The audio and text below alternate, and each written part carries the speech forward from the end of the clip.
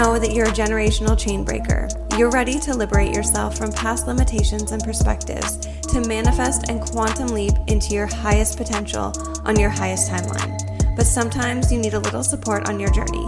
If you're ready to live an abundant life, grounded and secure in your body and in the real world, join us here to expand your perspective and learn new tools. I'm your host, Becky Royts, a Reiki master, author, healing hairstylist, and life coach, and this is the Everyday Healing Podcast.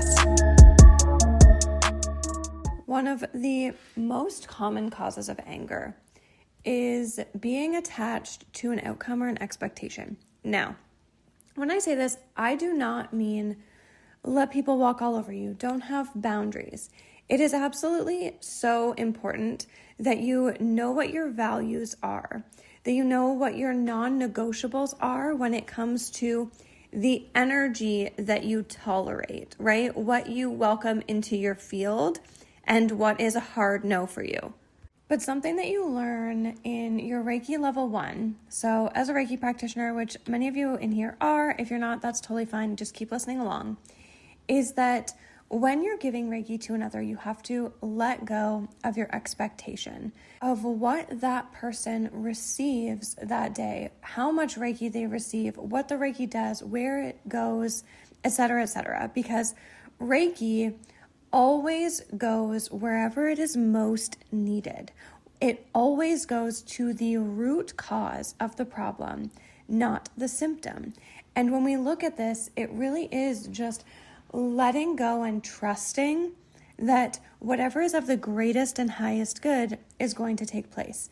And if we look at this and how it plays out in our real everyday lives, the same goes for our expectations of situations, of conversations, of other people, of our businesses.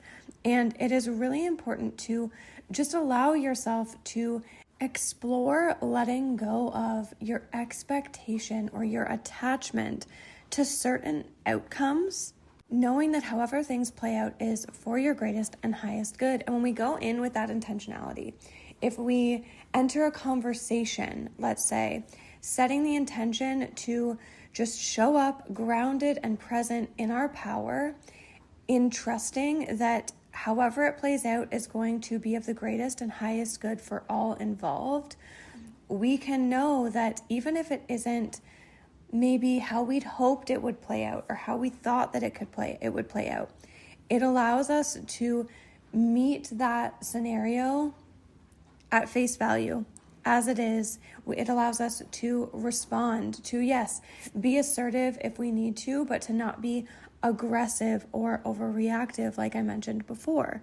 And when you're trusting this level of an intuitive outcome, it's also important to remember that sometimes what is of the greatest and highest good isn't always going to be comfortable. It isn't always going to be what we wanted it to be.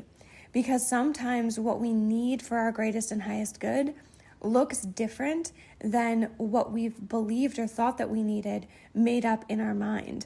And then we're able to almost like zoom out or pull back and allow ourselves to see, what is it that I actually needed from this outcome? How is this outcome for my greatest and highest good? What's the lesson in it? What is the shadow that it illuminated and brought to the surface, right? Maybe it triggered me. What is this trigger trying to show me? And it really just allows you to expand your perspective on situations, on scenarios, on outcomes, so that you aren't so fixated on trying to control how things work out. Because generally, it's when we're really attached to that outcome and trying to control that outcome, that is what fuels that anger when that doesn't happen. So in doing this, you're actually able to choose to avoid that unnecessary anger altogether by allowing yourself to trust that things are working out as they're meant to, and going in intentionally with, I am open to this working out to the greatest and highest good of all involved. Or I choose to intentionally show up in a way that supports what is of the greatest and highest good of all involved. Because we also have to remember that when we're interacting with other people and other people's energy, sometimes what's of the greatest and highest good for them is going to be really confusing for what is of the greatest and highest good for us. But sometimes we just have those soul connections or those soul contracts where that is what we've agreed to show up and help that person learn through, or that is what they've agreed to show up and help us learn through, even if it feels messy or uncomfortable or frustrating at the time. So moving forward with your day, just for today, can you allow yourself to let go of your expectations and not be so attached to the outcome? Of course, allow yourself to be clear about what your boundaries are and be assertive in a healthy way of what those boundaries are.